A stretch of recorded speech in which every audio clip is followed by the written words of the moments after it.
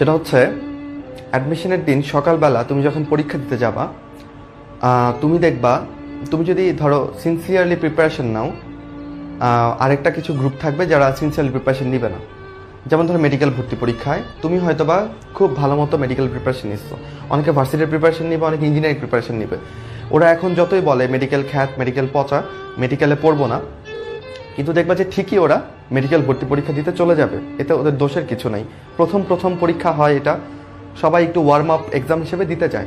কিন্তু সমস্যা যেটা দাঁড়ায়, ওদের ভেতরে তেমন টেনশন কাজ করে না। ওরা নিজেদের মধ্যে অনেক গল্প স্বল্প করতে থাকে, হাসি তামাশা করতে থাকে। আমি যখন গেলাম পরীক্ষা দিতে, আমি এমনটাই দেখলাম।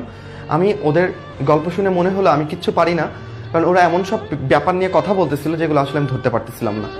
এবং এমন সব রঙিন ঝলমলে কাপড় দেখতেছিলাম সবার গায়ে, মনে হচ্ছিল যেন ওরা আজকে ঈদের দিন অনেক